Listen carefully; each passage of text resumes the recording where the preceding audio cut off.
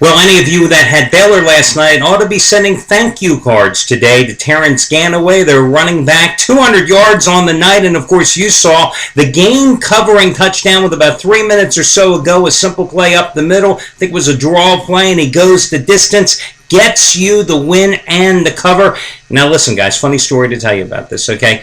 Anthony Redd gives me a call at halftime last night. And this is a typical Anthony Redd call when I get him. And we don't talk that often, like on the phone or something. You know, I answer the phone, and I get this, and I can't do an Anthony Redd impression, okay? And I won't go into the profanity that he used. But all of a sudden he says to me, "Can you effing believe these guys?"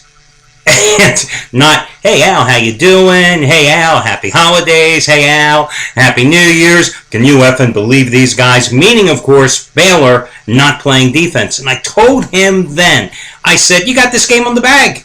I mean, there was no doubt in my mind that the Bears could come back in that contest. None whatsoever.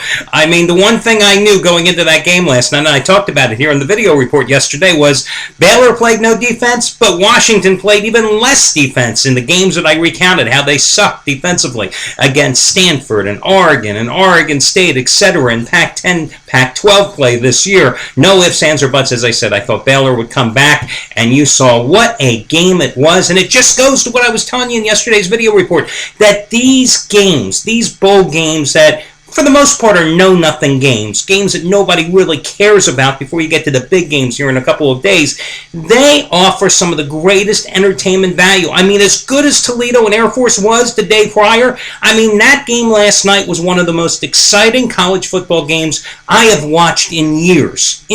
I mean, I'm sorry, guys. I am just not into those 14-13 defensive slugfests.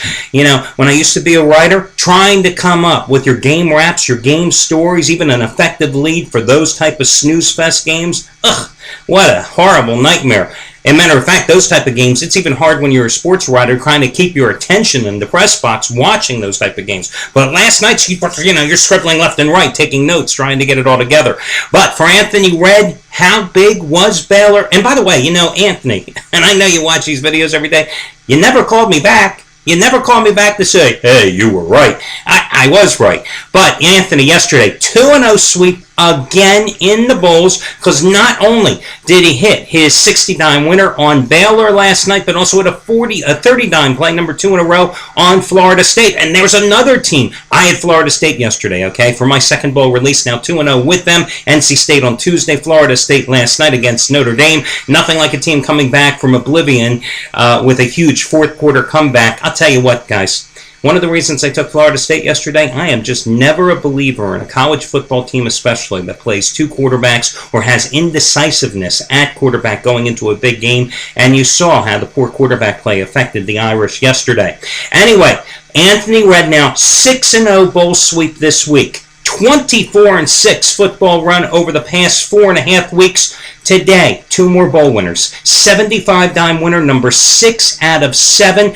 Just as strong as the 75-dime winners on Air Force covering against Toledo on Wednesday, and Purdue getting the job done on Tuesday against Western Michigan. Even stronger than last night's 60-dime winner on Baylor. Plus, 40-dime play, Miss State and Wake Forest in the Music City Ticket Bowl. That is stronger than his 30-dime winners on Florida State yesterday and NC State on Tuesday. I mean, what more can I possibly say? 6 straight bowl winners this week and a 24-6 football run.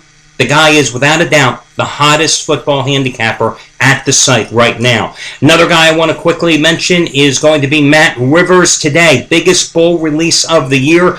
500,000 star bowl game of his career, winner number 3 in a row. Number 1, last year's BCS title game when he gave you Auburn over Oregon. Number 2, Monday night, was Missouri in the rout of North Carolina. I think Mizzou was laying 4.5 points. What did they win that game? Like 42-24, I think it was. And then, of course, just tonight, today, excuse me, guys, today, you got to get this early. This game kicks off at noon Eastern time. It is a 500,000 star play, number 3 in a row on Tulsa and BYU. These are his highest rated selections. Also, Scott Delaney, 80-dime college football winner, number 9 out of 10.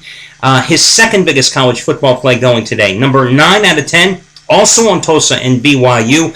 His most recent 89 winner was Ohio in the Idaho Bowl about a week and a half ago. So, and by the way, FYI, Scott Delaney, $10 bettors, have won $8,170 dollars following his advice dating back to March. Hi everyone, Al DeMarco here. This, of course, is going to be your Friday video report. Another free pick coming your way tonight. This one in college basketball. Of course, last night gave you a free college basketball winner on Michigan. Also told you Baylor would get the job done. So that's now a 9-1 run with complimentary selections. But first, let me give you a money-saving discount coupon code, guys. That'll save you $18 off of any single purchase you make today. That code is YEAR18. YEAR18. Year, Y-E-A-R, and the number 18, no space between year and 18, $18 off of any single purchase price when you enter it today when prompted.